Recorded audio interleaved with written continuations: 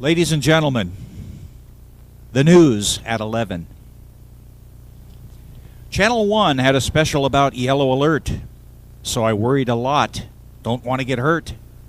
Channel 2 said the flu was going around, so I got a flu shot and went out of town.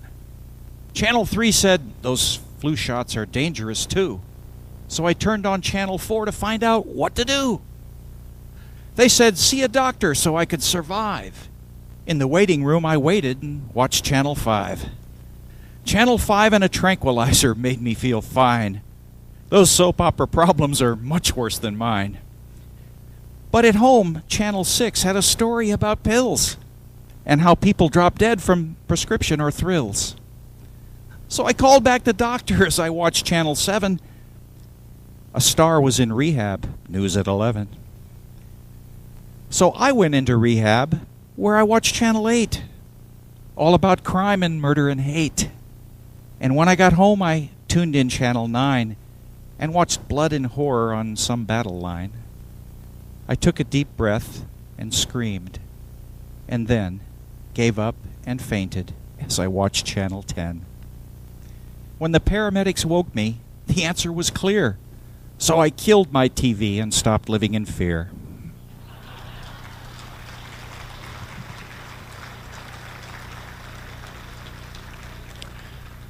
That's another one of the wonderful new poems from Lori Boxer's new book, Swamp Gas.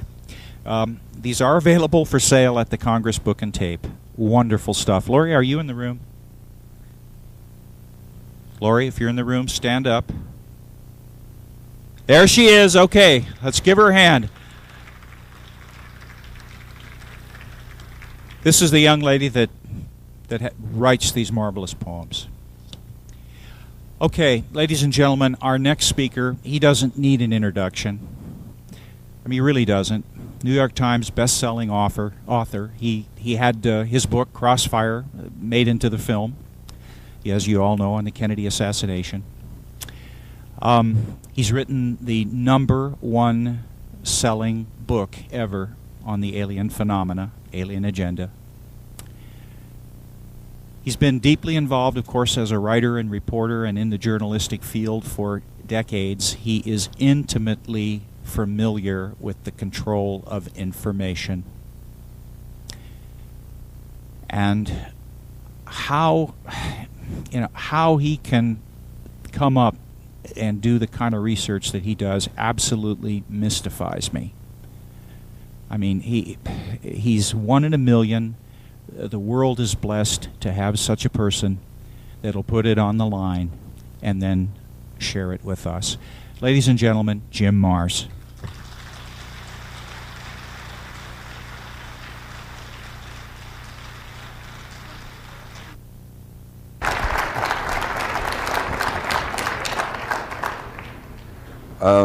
Hopefully I'm on this mic, so that way I can move around. Okay. It is a distinct pleasure to be with you. There we go. It's a distinct pleasure to be here with you folks today. I guess from Texas we'd say y'all. If I was from a little further north, I'd say yous guys. But it really is because I kind of consider you all home folks. I feel like I'm kind of here preaching to the choir. You people are the ones who come out of your homes, turn off that TV, that daily drumbeat of fear and depression, and actually come out to try to find out what's really going on. So today I'm going to try to share some of this. We got a lot of ground to cover, and I may just get to rattling. So if you miss something, buy my book.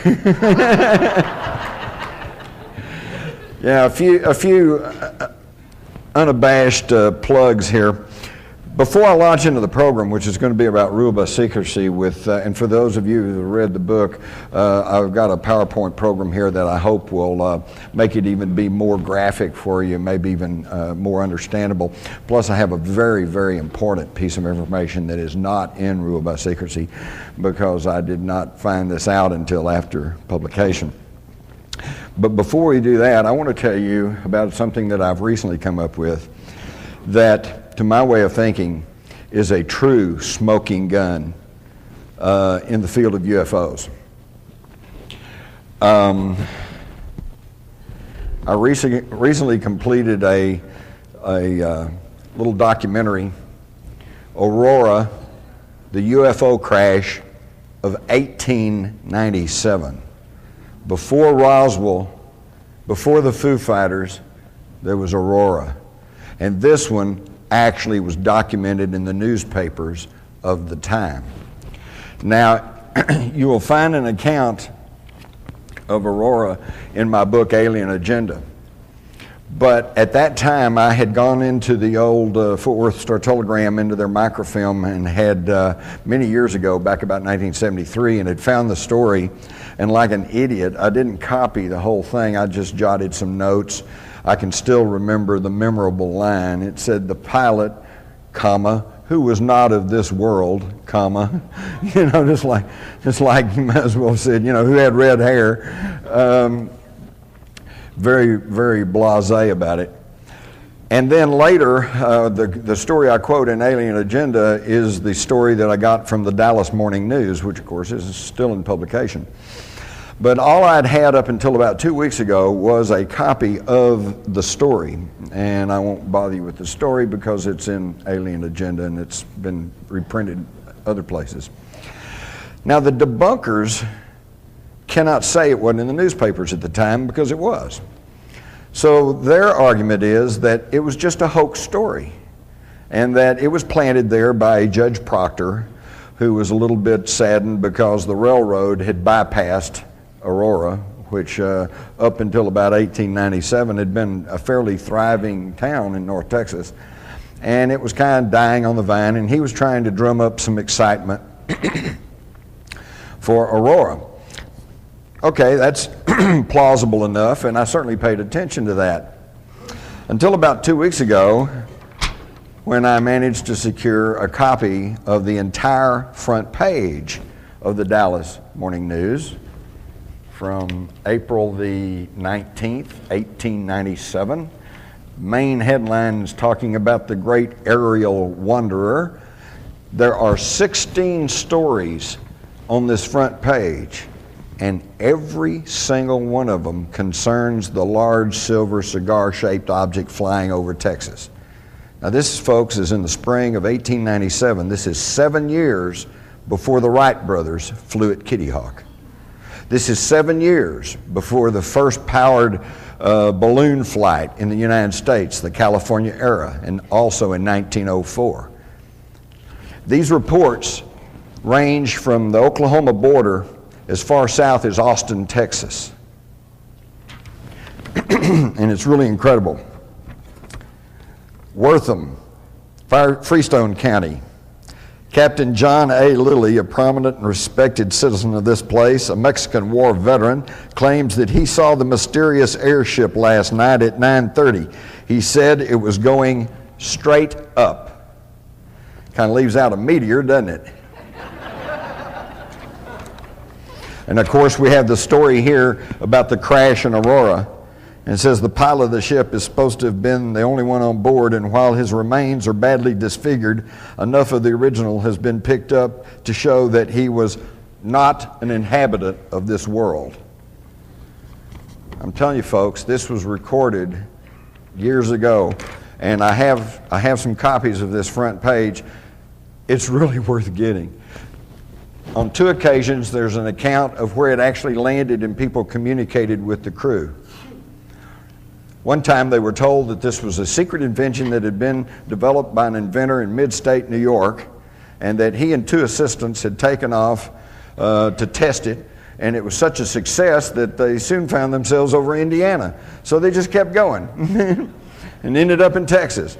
And they said, well, now don't say anything to anybody. Don't spread the word about this, because when we get everything patented, we're going to release this, and it's going to revolutionize transportation.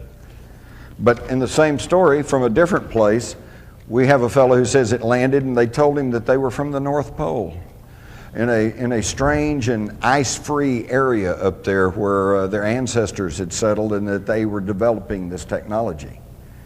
Now, an even stranger story, this one to me is a tip-off that something's going on, and this is not in this Dallas paper, but in the old Fort Worth Register.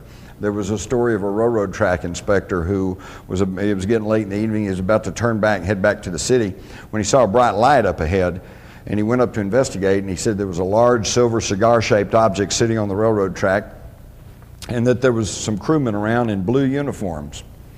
And said the captain came up and talked to him and told him that they had to stop, make some repairs to their craft, and that not to say anything about this because they were on a secret mission. He said the craft was full of dynamite, and they were going to go bomb Havana.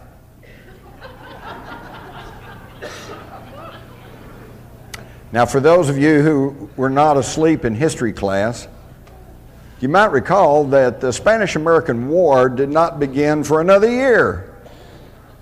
And that was only after the mysterious explosion of the battleship Maine in Havana Harbor. So what's going on here? Why would somebody a year previously, how did they know we were going to have a war with Cuba, with Spain that included Cuba? This may have to do with what John Spencer, who wrote the UFO Encyclopedia, calls cultural tracking. And this is that the inhabitants of these craft have the ability to mask themselves, cloak themselves, if you will, and give the appearance of the technology at the time. The fellow who was told that this was a device that had been developed in New York State was told that it ran by electricity. Well, of course, today that sounds pretty antiquated. But keep in mind, 1897, rural North Texas, they didn't have electricity. Only big cities had electricity, and it was still kind of a new marvel. And there's some support for this argument because early on, back in the 50s, when contactees were first talking about being taken aboard these craft and stuff, they talked about these rotary dials with numbers on them, okay? Because that was our technology. Today, we have people, experiencers and abductees, who say that they've seen these LED things like the watches and clocks we have today, because now we have that technology. So it's really kind of an interesting aspect of this whole thing. But I wanted to share with you all the story of Aurora because it is becoming more and more documented in the tape about Aurora, and I apologize, this is not a Hollywood production. This was made on less than a shoestring. But the information is there, including interviews with people, descendants of people in Wise County who were there and observed what was going on. And of course, these are available, and like I said, you can get a copy of this front page. If you have friends and relatives that are skeptics and said, "Why, there's nothing there," show them the front page of the Dallas Morning News, 1897. One other quick thing, I just have to put in a little plug here. I don't have to remind you of the war rattles and the saber rattling that's going on today in regards to Iraq and also North Korea. I'd just like to quote you from President John F. Kennedy. And this was back at the time of the Cuban Missile Crisis, when people were actually pointing real missiles at the United States. Now, if there was ever an excuse for us to threaten war with somebody, that would have been it. Today, what have they found? A few empty artillery shells and some, you know. President Kennedy said, "The United States, as the world knows, will never start a war. We do not want a war. We want to build a world of peace where the weak are safe and the strong are just. We labor on, not toward a strategy of annihilation, but toward a strategy of peace." Think about that, folks. How far have we come? From a leader who epitomizes peace and the seeking of peace through strength, to a leader who says, if you don't like what we want to do, we'll just come kill you. It's amazing. Now, how many of y'all have heard of the mystery of Rennes-le-Chateau? How many of you really truly understand what that's all about? Stick with me. I think I'll help put this together for you. How many of y'all are familiar with the work of Zecharia Sitchin? Okay. Stick with me. I think I can tie this together for you. But first, we're going to have a pop test. Everybody got pencil paper number 1 to 10? No, you don't have to do that. How long did the 100 Years' War last? Anybody? 116 years. You get the gold star. 116 years for the 100 Years' War. What color is a purple finch? It's red. Okay? Which country makes Panama hats? Ecuador. Where does the term America come from? Ah, some of you all went to the same high school I did. Amerigo Vespucci, the Portuguese navigator, right, whose name became associated with this new world of America. Wrong. Bzz. No. That story came from a monk, German monk, who lived on the Franco-German border back in the 1500s, named Martin Walsemüller. And good old Martin, I don't think he probably ever got more than about 25 miles from his home in his life. But in about 1515, he got access to a printing press, and he wrote a book. And he knew that there was a new world that they called America, and he knew about Amerigo Vespucci. So he said, oh, well, it was named after Amerigo Vespucci. He later retracted that. But we don't get his retracting because it was in the book, and the book keeps going on and takes a life of its own, and this is what we all get taught. Now, the point of this is, most of what we think we know, we don't know. And it's wrong. And I just want you to keep that in mind. Because let me tell you something. Your mind is like a parachute. It works better when it's open.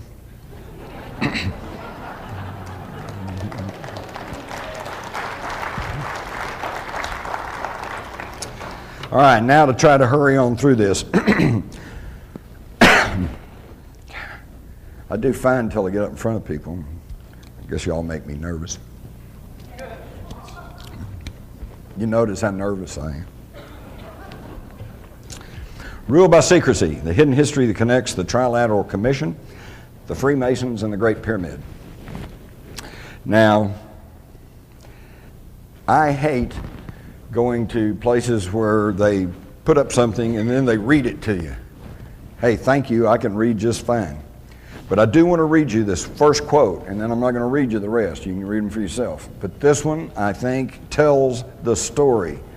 And this is not a conspiracy theorist. This is not Jim Mars's quote.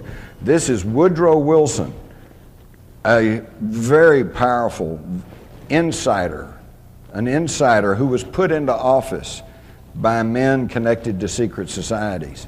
He knew what was going on, and what did he write? Some of the biggest men in the United States are afraid of somebody. They're afraid of something. They know that there is a power somewhere so organized, so subtle, so watchful, so interlocked, so complete, so pervasive that they'd better not speak above their breath when they speak in condemnation of it. How much more do you want, folks? He's trying to tell us what's going on. Now, what I've done here and what I'm going to present to you all is a synthesization, easy for me to say, synthesization, a compilation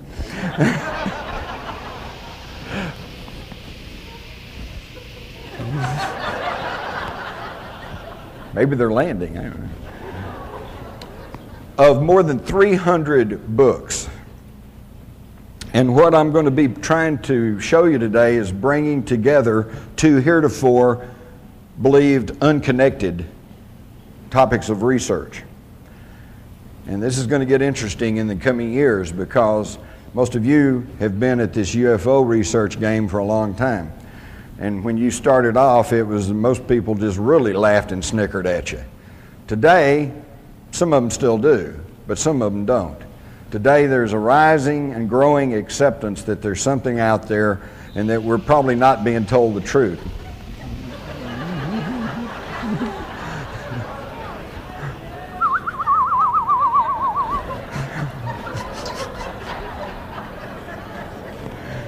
Oh boy. Okay, so where we see that the UFO is now gaining acceptance in the minds of the public, this Steven Spielberg Taken series, you know, what a deal. I mean, a lot of Hollywoodization there, and of course they had to make up some stuff because they had a story, they had to end their story, and the real story hasn't ended, okay? But yet, for those of you who've done your homework, you'll realize that about the first 8 episodes of that show is fully backed by evidence, by testimony, and by documentation. So the idea of the UFO is growing in acceptance. Lagging behind is a parallel issue about the control of secret societies and how they tie together and how that they are pushing harder than ever at this very moment for what they call globalization, or what you may have heard referred to as the New World Order, okay? It's nothing new about it. It's the oldest game on the planet, and they're still pushing it. So I can see that at some point in the near future, these two issues are going to blend together, they're going to meet, and we're going to have a whole new paradigm to deal with, so I'm going to give you folks a little leg up. My initial thesis going into Rule by Secrecy was that these secret societies are not isolated groups, that they do connect, and in fact connect all the way back through history. And I was right. And you can read all about that. So I'm going to quickly run you through the modern secret societies and how they connect, and I'm going to try to do this as rapidly as possible to get to the really good stuff. And some of you all are going to start saying, well, what's this got to do with UFOs? Bear with me, and I think you'll find out. We'll start with the Trilateral Commission, which is one of the more recent ones. This was formed in 1973 by David Rockefeller and one of his henchmen, Zygmunt Brzezinski. And it was obviously an outgrowth and extension of the even older and more secretive Council on Foreign Relations, because David Rockefeller and Brzezinski were both members. All 7 original members of the Council on Foreign Relations were members of the, 7 members of the Trilateral Commission were members of the Council on Foreign Relations. So it's safe to say that it was simply a little more open, a little more public, extension of the Council on Foreign Relations. What it also did was, because of its name, Trilateral, which refers to the trilateral nations of Japan at that time, to include China now, North America and Europe, the trilateral nations. And so not only was it an effort to have a little bit more open, less secretive organization, but to also to include the Asian economies. They put out various position papers, and I particularly like the one they issued in 1975, Democracy in Crisis, where they basically said and argued that, you know, there's a little bit too much democracy in the United States, and it's just really not good for business, so maybe we need to curtail that a little bit. Now that was 1975, and I asked some of you older folks here about my age, do we have more or less democracy in the United States today? Seems like that they're getting what they want. You might also notice that I found it interesting, the logo of the Trilateral Commission looks suspiciously like a stylized swastika. And that may not be my imagination, as you will soon see. Senator Barry Goldwater, in his book, With No Apologies, just flat stated that the Trilateral Commission is intended to be the vehicle for multinational consolidation of the commercial banking interest by seizing control of the political government of the United States. And in fact, that seems to be what exactly is going on right now, is a merging of corporate with federal government. Which brings us to George W. Bush. who I call a post turtle. Some of you say, what's a post turtle? Well, that's a term we have down in Texas. You're driving down a country road and you see a turtle perched up on top of a fence post. That's a post turtle. You know he didn't get there by himself. You know somebody put him up to it. And you know he can't do anything while he's up there. And basically all you want to do is help the poor creature down. Post turtle. If it wasn't so serious about what's going on, it really would be pretty laughable. So now that tracks back to the even more secretive Council on Foreign Relations. This was formed in 1921 by a group of people that were including Colonel House, who was the right-hand man, shadow to Woodrow Wilson. And their whole avowed purpose was to educate the American public on the desirability of global government. And why did they feel like they had to do that? Because they had already made their first attempt, the League of Nations. Okay? But it didn't work. Why? Because the Senate of the United States said, I'm not sure we're ready to give up our national sovereignty. How many times have you heard the politicians in the last year or two talk about sovereignty? They don't talk about it, do they?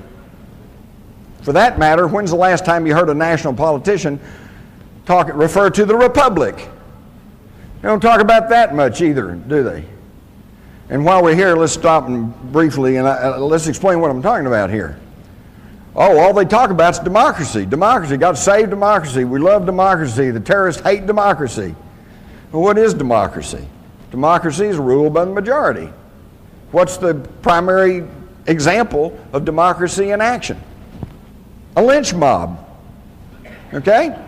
Everybody says lynch him, so they do. Folks, this is not what we were handed by our ancestors. This was never intended to be a pure democracy. What we are supposed to have in this country, with its Constitution, its Bill of Rights, is a democratic republic. Now, what's the difference? In a pure democracy, the lynch mob. Lynch him, okay? You string him up. In a democratic republic, you have to go through a system of laws, checks and balances, courtroom procedure. You have to give the guy a fair trial. There are certain procedures and laws that you have to follow. He has the right to meet his accuser. He has the right to defense. He has the right to cross-examine the evidence and the witnesses against him. And then if he's found guilty, then you can hang him. Okay? That's what we're supposed to have. And this is not what we have now, is it? Now they can grab you, lock you up, and if one man, John Ashcroft, who's up until 9/11's whole claim to fame was throwing covers over the bare breast of statues in Washington, D.C. because he was upset. Oh. Talk about a boob. I didn't say that. But on his word alone, you can be declared an enemy combatant and held without trial and without legal representation. They are stripping the liberties that we are guaranteed in this country. And it really is amazing to me, because if Osama bin Laden was indeed behind the 9/11 attacks, and there's still been no real proof that he is, but if he was, and if his goal was to destroy a democracy and to end our freedoms, he succeeded, hadn't he? But we know that some bearded guy over in a cave somewhere is not responsible for everything that's going on in the world today. Who's responsible are these people. Who's responsible are these people who have been working at this for hundreds of years. What's interesting is, notice, oops, they just cut the graphic. Can we put the graphic back up real quick? If you'll notice, over here is the CFR logo with the rider on the horse and the Roman, Latin inscription. And over here is a medallion of the ancient Knights Templars. Looks pretty close, doesn't it? Same deal. And the same objectives are going along. They consolidated all of this a long time ago, with the formation of the CIA and with the National Security Act of 1947. The National Security Act of 1947 is really what began to sound the death knell for freedom and democracy in this country.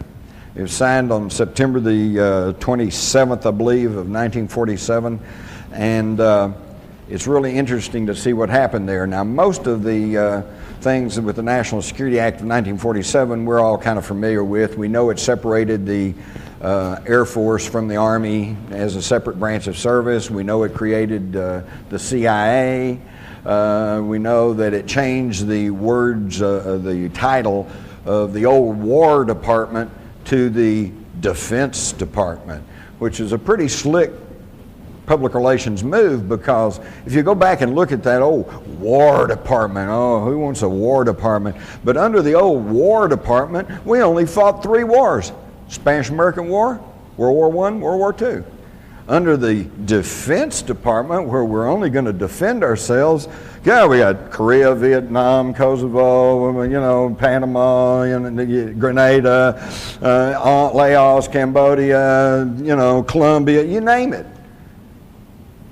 I think we need to go back to the War Department. We didn't have near as many wars. But within these secret societies now, and everybody that's a member of the Council on Foreign Relations, or everybody that's a member of the Trilateral Commission, they are not all sinister conspirators who are trying to take over the world, okay? A lot of them are just wannabes, you know. They want to be there. They want to be taking over the world. Or actually, I would describe it this way. Remember when you were in grade school? And the thing you really wanted most out of life was to be able to sit at the table with the cool kids in the lunchroom. Boy, if I could just be with those cool kids, maybe I could get a date for Friday night, you know?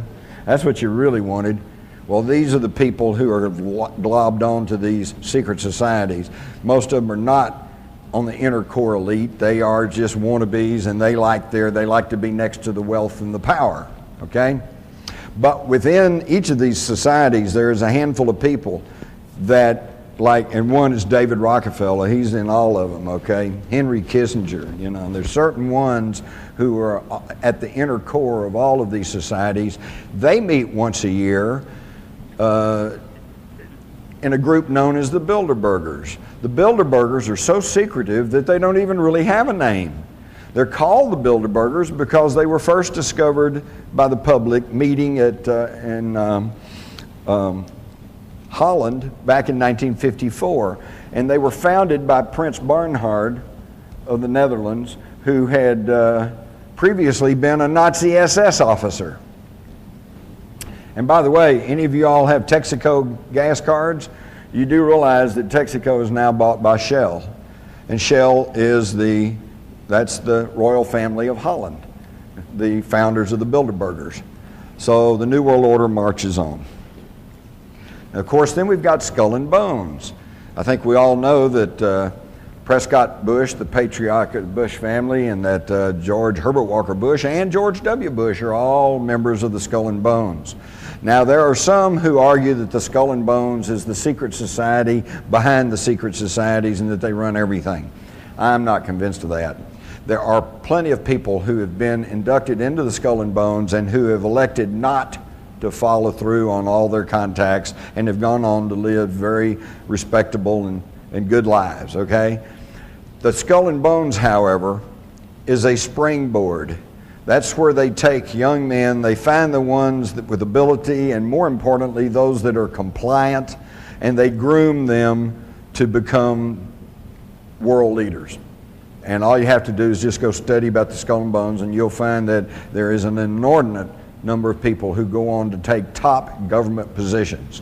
Again, if this was really a free country, you'd think that we'd have some people from, you know, Southern Cal, University of Texas, Oklahoma, somebody. You know, there's got to be some smart people around somewhere. But these folks are always the ones that end up in power. Also, it has been established that the Skull and Bones is actually the Order 322.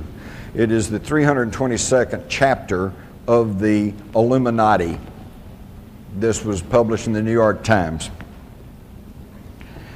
Now we get to the question of how come you don't know all this, and that gets back to the control over the media. First, you have to understand the media cannot control these people, these secret societies cannot control all the editors and all the reporters across the country. No, they control the media through the distribution of the information. Just in the past several months, there have been some massive anti-war demonstrations taking place in California, in Denver, in Washington.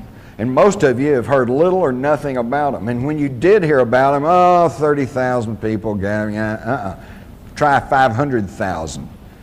There have been massive demonstrations in England and in Germany, and you very rarely hear about that.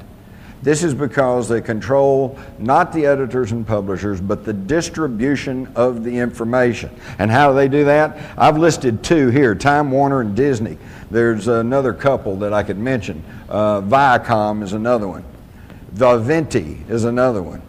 Clear Channel is now buying up all of the radio stations in this country. Clear Channel bought up Premier Radio not long back, and now two of its leading voices, Whitley Strieber and Art Bell, are no longer with us. Okay? And who owns Clear Channel? Well, it's connected to the Carlyle Group. That's Henry Kissinger and the Bush family. Okay? So they are clamping down on the access to information. And never lose sight of the fact is, I don't care how brilliant you are, if you make decisions based on faulty, erroneous, or incomplete information, you're not going to be making the right decision. At the top is a note that was written to James Tucker, who used to write for the old Spotlight, now writes for the American Free Press, and he has tracked the Bilderbergers for years. And this lady that was an ombudsman with the Washington Post sends him a note and says, well, if observations of the Bilderberg, the Trilateral Commission, Council on Foreign Relations, Aspen Institute, etc. hold true, there's much that is ponderous, but little that is newsworthy. How's that for a condescending, unthinking response? Let me put it this way. What do you think the news media's reaction would be if all of the owners of the National Football League franchises were to meet in a big hotel secretly with armed guards all around it, won't let the media in, won't let anybody in? They meet there for about a week, and then they all come out and say, sorry, I can't tell you what we talked about. Whew. Would they blow their lid or what? They'd be yelling price fixing, collusion, restraint of trade, blah, blah, they'd raise hell.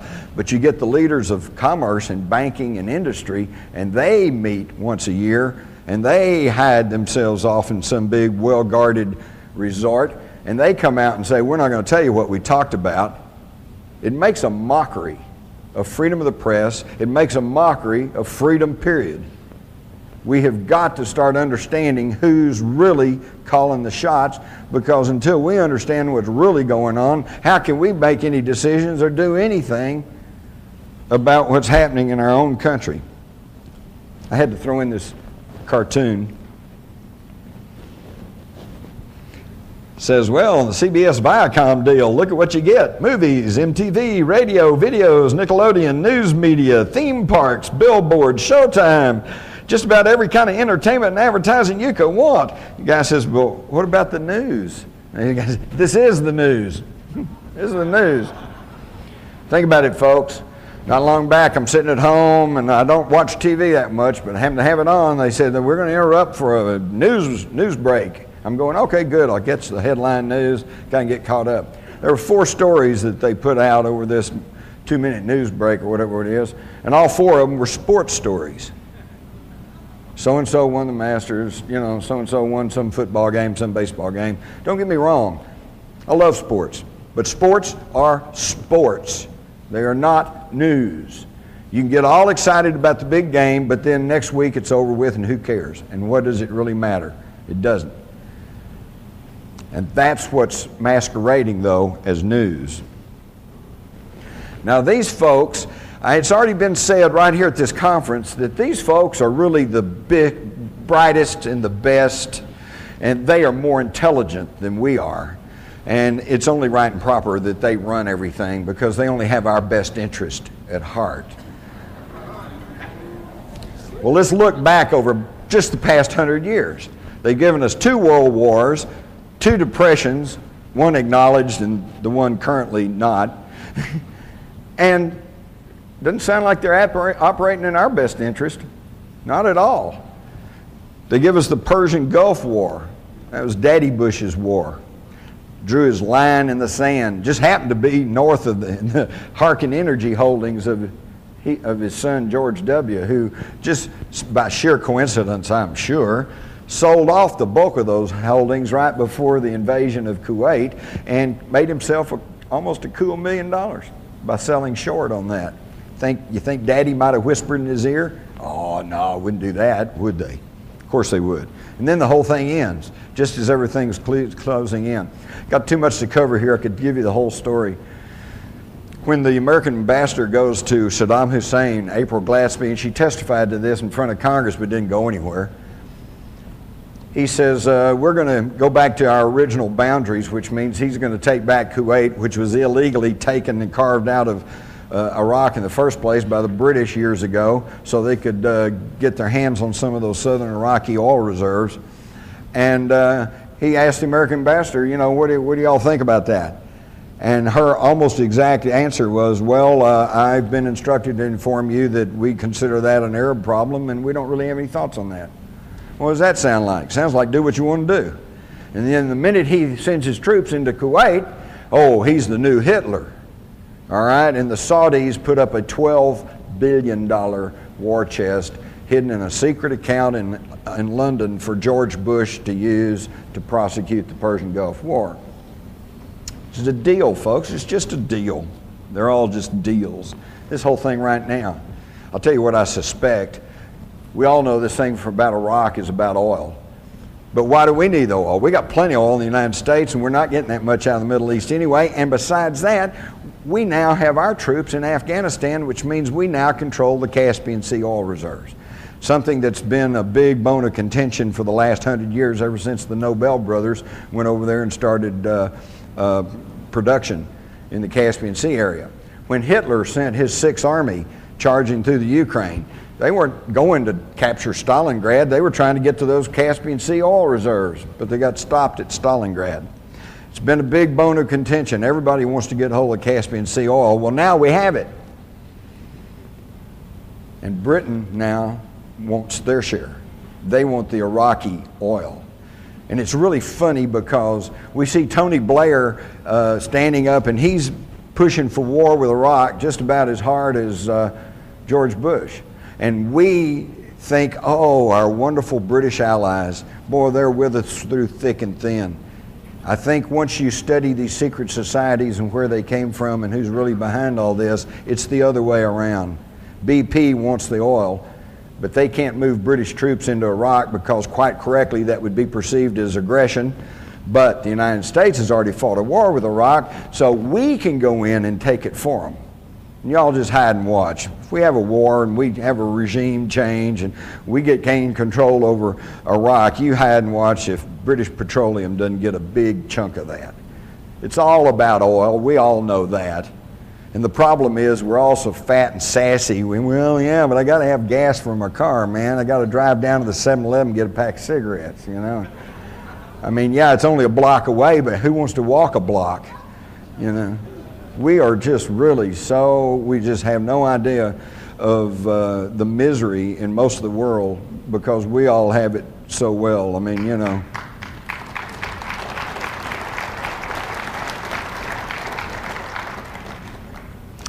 So it's all about oil, and my big complaint there is we don't need the damn oil, okay? We don't need to be on a petroleum energy basis anyway. There's so much other things we could be doing. Do you realize that with just some tweaking of the intake jets in your carburetor, you could be running your car on hydrogen? And hydrogen does not cause any pollution. And hydrogen is the most plentiful substance on the planet. Think about it. This is a water planet. H2O, 2 parts hydrogen, 1 part oxygen. We could be burning hydrogen. We don't even need the damn oil. But no, we're going to go over there and kill a whole bunch of people and probably our own troops. And look what's happening with the Gulf veterans right now. They're all coming down with all kinds of sicknesses, probably because of the contaminated vaccines they got. Also, the depleted uranium shells that were lying everywhere, giving them a radiation dose that destroys their immunization system, not to mention the oily smoke and petrochemicals hanging in the air. And do you think that a new war with Iraq's going to be any better? Never mind the massive casualties that Iraq's going to suffer. Wait till our guys come back in another 20 years and they'll be raising hell about their health problems. And what's the government going to do about it? I'll tell you right now, not a damn thing. Let me tell you something. When I was in the Army, this just really gets my blood to boiling when I think about this. When I was in the Army back during Vietnam, we'd get C rations, and in the C rations, along with the powdered milk and this, that, and the other thing, was a little packet of cigarettes. Get 5 little cigarettes. We always thought that was cool, free cigarettes. And those who didn't smoke would swap them around to those who did, and it was almost a medium of exchange. And that practice goes way on back even through World War II.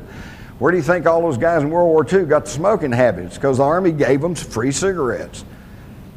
And now under the Clinton administration, when some of these guys who put their life on the line to fight for freedom and democracy in World War II, and they start coming down with emphysema and lung cancer, and they go to the VA under the Clinton administration, they ruled that that was a self-inflicted disease and that they would not treat the veterans. That's shameful, folks. That's shameful. You give your soldiers cigarettes all through their career and then you won't treat them when they get a health-related problem? Unconscionable. But that's what happens when you let these secret society creeps run your country. Going back past the Gulf War, and now we get back to Vietnam, and Lyndon Johnson and his wise men, okay? He surrounded himself with about 12, 14 guys, and they were every one of them Council on Foreign Relations. In fact, Vietnam, the thing I never could quite figure out is why were we fighting 9,000 miles away from the shores of the United States? Well, let me tell you why. Because right after World War II, the Council on Foreign Relations published some papers that were saying we needed to gain control over the mineral resources of Southeast Asia, which at that time was called French Indochina. All right, but then in the spring of 1954, the French got defeated at the Battle of Dien Bien Phu, and they withdrew from French Indochina. Within weeks, John Foster Dulles, a founder of the Council on Foreign Relations, and who was then Secretary of State to Dwight Eisenhower, goes to the Philippines and creates something called the Southeast Asian Treaty Organization, SEATO. And he later explained that he did that to give the American president the legal precedent for intervention in Southeast Asia. That was the beginning of the whole thing. Now, is he acting on the best interest of the United States, or is he acting on the best interest of the Council on Foreign Relations that wanted control over those mineral resources? And of course, I don't have to tell you what happened. 58,000 American lives later, we finally slunk away with our tail between our legs, defeated by a bunch of guys in rubber sandals, thanks to the wise men. And in the middle of this, when our guys are dying in the jungles of Vietnam, who's over in Russia but David Rockefeller meeting with Khrushchev? And with the insistence of David Rockefeller and his other powerful friends of the Council on Foreign Relations, they encouraged Lyndon Johnson to increase loans to Russia at levels higher than we did in World War II when they were our allies against Hitler. Now, what does this mean? It means, folks, that while our sons and daughters and brothers and husbands were over there fighting for their lives in the jungles of Vietnam, we were told we had to do that because North Vietnam was a surrogate of China and Russia, and that if we didn't stop them there, then it's the domino effect, and they'd take over the Philippines, and they'd take over Hawaii, and they'd take over this country, and we had to stop them right there. And that they were getting arms and ammunition from China and Russia, and it was an anti-communist crusade. And to that extent, it was true. They were getting arms and ammunition and war materials from China and Russia. And Russia was getting loans from us. And they take our tax-supported money and they'd build facilities like the Kama River Truck Factory, and they'd crank out war materials to ship to North Vietnam to use against our guys. Does that make any sense to anybody? But that's what goes on, folks, and it's still going on. And unless we start waking up, it's going to continue. If you stop and think about it, gunfire is pretty well decided every national election from 1964 to 1988. 64, Lyndon Johnson wins on the sympathy because of the JFK assassination. 68, Nixon wins after the reaction to the Martin Luther King and Robert Kennedy shootings. Then in 1972, George Wallace looks like he's going to pull votes from Nixon, and he's shot. 1976, Carter wins after there were assassination attempts on Gerald Ford. And then in 1980, Reagan is elected after an assassination attempt on Jimmy Carter. Jimmy Carter? You don't remember the assassination attempt on Jimmy Carter? Why, he had asked for national TV time in the late spring of 1979, and he was going to announce some sweeping changes in government, including curtailing the CIA. But then he goes to Los Angeles, and he's attacked by Raymond Lee Harvey and Oswaldo Ortiz. So Lee Harvey and Oswaldo were going to kill him in Los Angeles. There it is. You saw it in the Newsweek article, but you don't remember that, do you? Because it didn't get distributed in the news media. And right after that, he canceled his national TV talk, went to seclusion at Camp David, called in everybody up to and including Billy Graham, and said, "I've lost control of the government." And he was out, and Reagan was in. And 2 months after Reagan was elected, he's shot. And if that bullet had been that much closer, it'd have hit his heart, and we would have had George Bush 8 years earlier. People don't think about that, do they? Oh, well, I guess that's a conspiracy theory. Speaking of, you're going to love this one, the Reagan shooting. All network tapes, you can clearly hear the sound of 7 shots. Bam, bam, bam, bam, bam, bam, bam. Hinckley had a 6-shot revolver. How do you get 7 shots out of a 6-shot revolver? And where'd it come from? Up there, circled in red, the bullet that struck Reagan was at a downward trajectory. Go back and check the media. They accurately reported that. And Hinckley, though, is standing level with him over here in the crowd, back over here beyond that policeman. Up here is a sliding glass door with a human figure crouched behind that door. Was this the person who actually shot Reagan? We don't know, because there's never any investigations, because all that's just conspiracy theory. But of course, Reagan was shot, and for months, the person who was really in charge was George Herbert Walker Bush. You're going back to Korea. You find out that Russian generals were running the Korean War on both sides. Does that make any sense? And yet the bulk of the Allied troops was our guys. United States military supported by our tax dollars. We're really being taken, folks. Go all the way back to World War II. Again, I noticed it was mentioned here at this conference that, well, everything would have been okay except Hitler was the bad guy, and he kind of screwed everything up. Well, let me tell you, folks, do your homework. Hitler didn't just suddenly appear.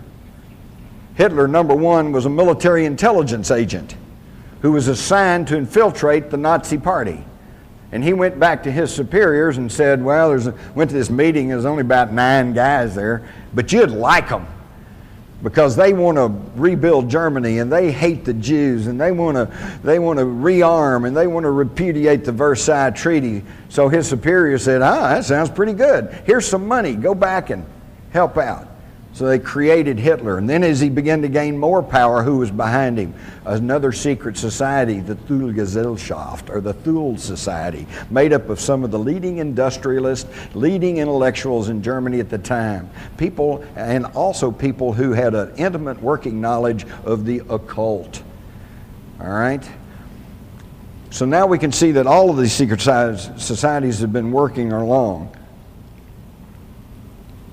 And it was the same thing back during World War I. Same people ran World War I. It's amazing, but at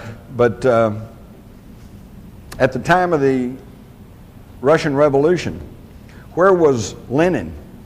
He wasn't in Russia. He was in Switzerland. Where was Leon Trotsky, the communist key philosopher? He wasn't in Russia. He was in New York City working for Wall Street capitalists. And they gave him money, and they gave him all kinds of support to go into Russia and take over a popular uprising and change it into a communist government.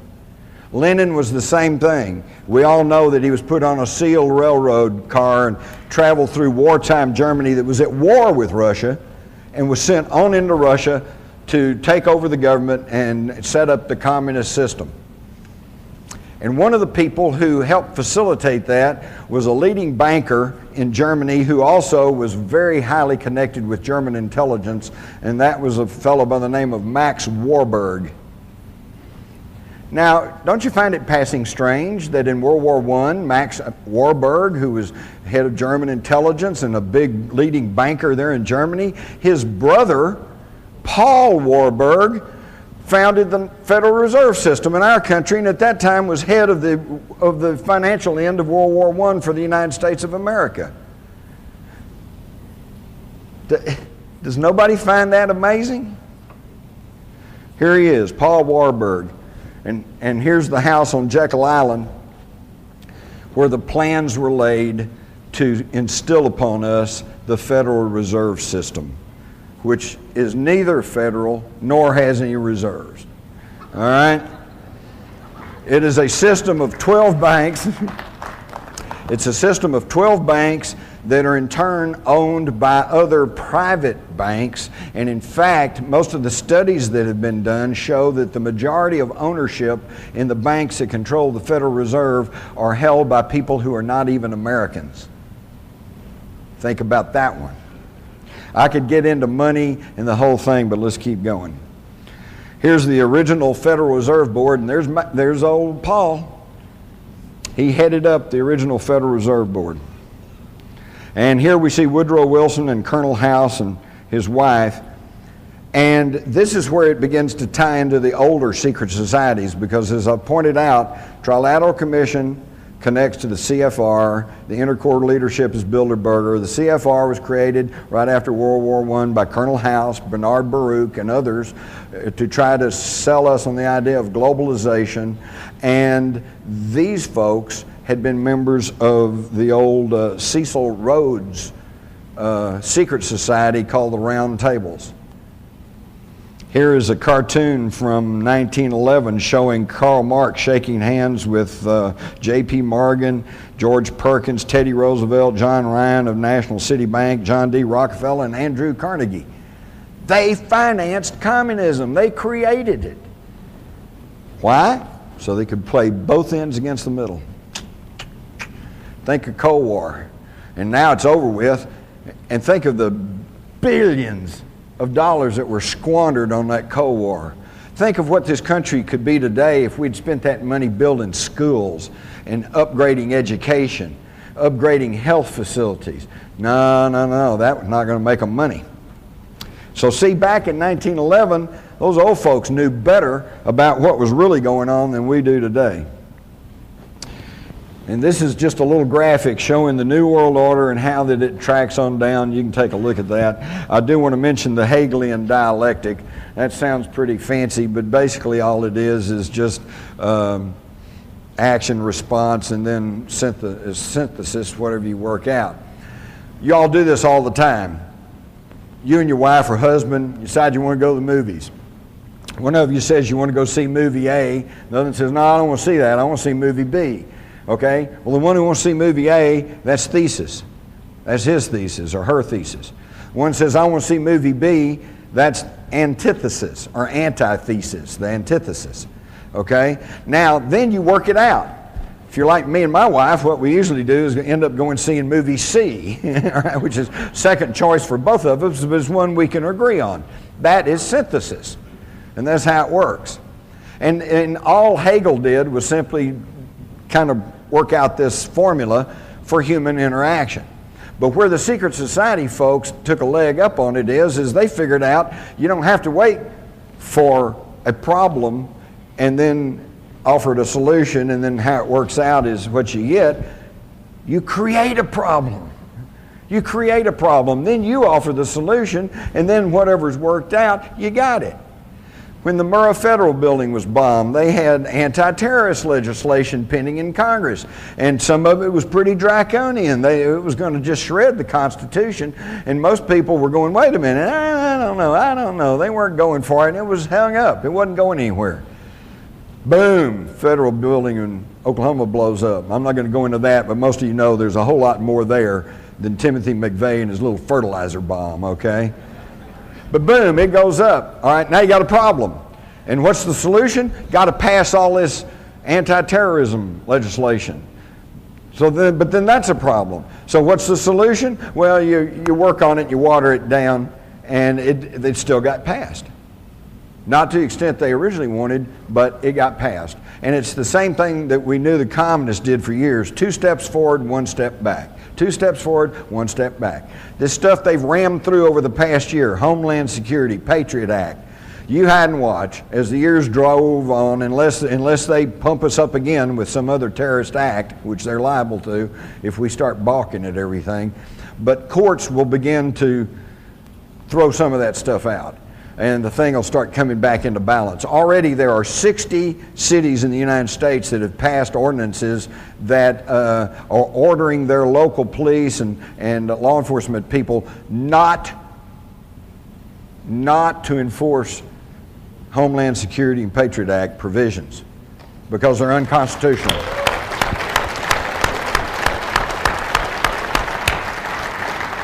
Of course, you don't hear much about that through the mass-controlled corporate media, but it's happening, and there will be a backlash. It will come, and things will balance out a little bit, but see, it's already on the books. And this Homeland Security thing, once you create that whole level of bureaucracy, I guarantee it'll never go away. The CIA is a good example. That was intended to be exactly what it says, the Central Intelligence Agency. It was going to be a small agency that was going to take the intelligence from the Army and the Air Force and the Navy and everybody else and coordinate it. And it was intended to stop duplication of effort. And instead it created a whole monster that we're still having to deal with, okay? And it'll never go away. Homeland Security will never go away. We should never have passed it in the first place, but there was no debate, no talk. They got Homeland Security the night it started off. It was a 30-page thesis saying here's what we probably need to do, and by the time it got to Congress it was 500 pages, and they got it the night before the vote. Now folks, I don't care how smart you are, you can't read 500 pages, absorb it, think about it, and make an intelligent decision. And I'll tell you, for that one fact alone, and I'm not even going to argue the merits of Homeland Security, but for the mere fact that your representatives passed a law that they hadn't even read, I think should be cause enough for a recall. You ought to throw every one of them out.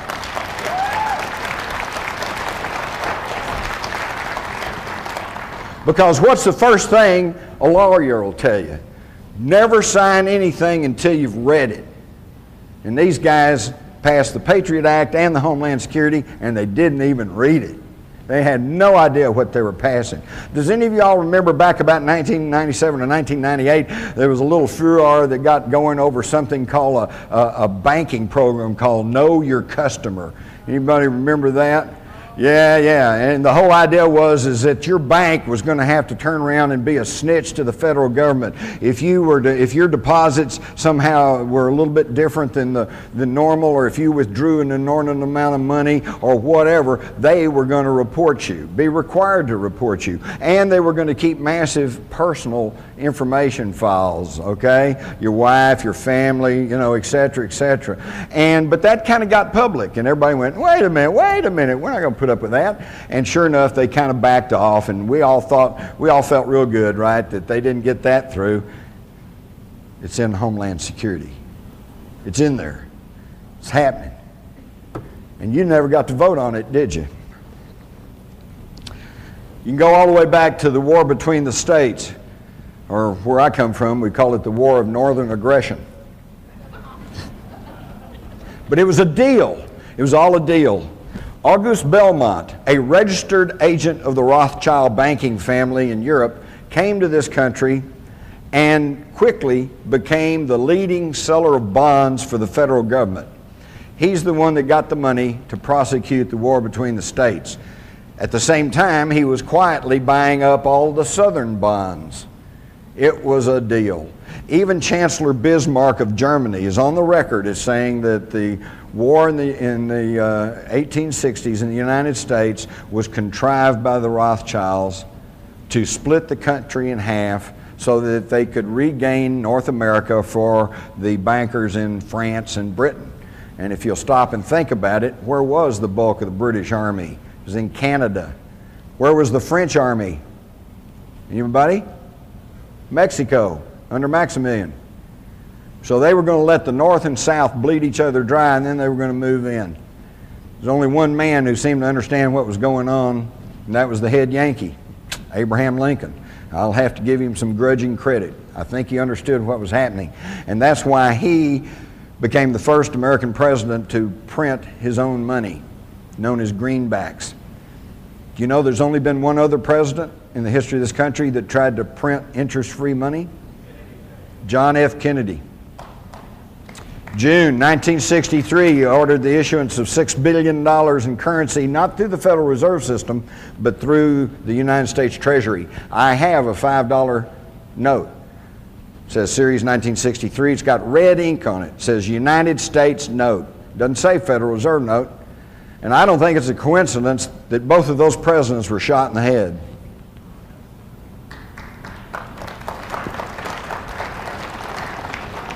So now we can see what I call my pyramid of power. That's us down at the bottom. The poor, long-suffering public. Over us is the low-level political structure. There's your local city council, school board, and stuff. Most of whom are good people trying to do a difficult job. A few snakes in there, but you know, as we learned in the Army, there's always 2% that won't go along with the program. And your mass media. And this thing maybe that disturbs me most about the mass media, having worked in it, it's not that they're bad, it's not that they're liberal, it's not that they're conservative, it's that they're dumb and they're lazy, okay? They don't want to work, so they will not go out and really pursue a story or look past the superficial explanation. They just take the government handout and they run with it.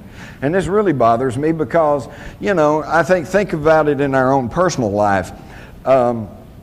If you have a good friend and you find that friend is lying to you, then that upsets you.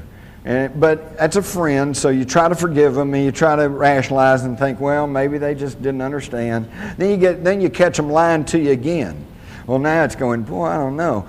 Third or fourth time they lie to you, they're no longer your friend, are they? I used to just say, I don't want to have anything to do with that person. He's a liar.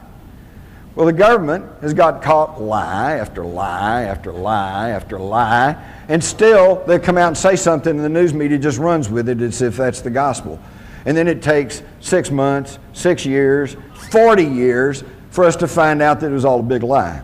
Then you come on up to your military intelligence agencies and your high-level political structure. Then you come on up to the multinational corporations and the hub of the New World Order, the United Nations, and it's now military arm, NATO.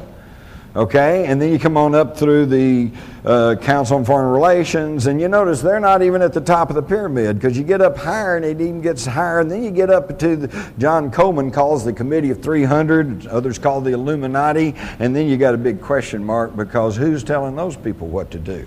Now we start into real history.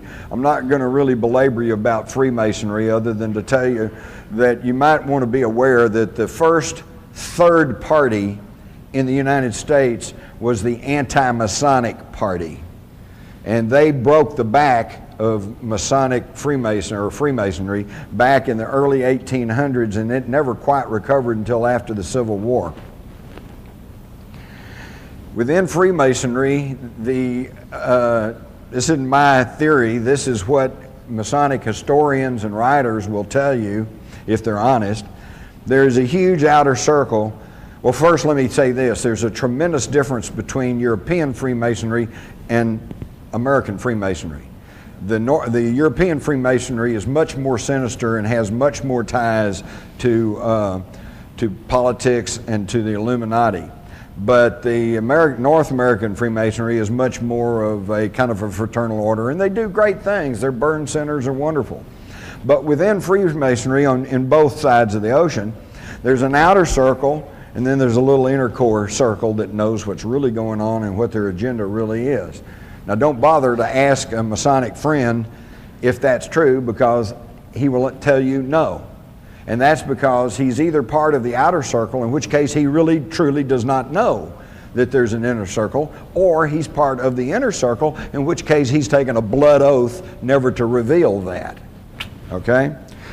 But Freemasonry is where a lot of these thoughts, ideals, and knowledge has been passed along, because the men who made up Cecil Rhodes's roundtables, which were the progenitors of the Council on Foreign Relations, Trilateral, etc., were Illuminized Freemasons. They were Freemasons who had been instilled with the knowledge and with the agendas of the Illuminati.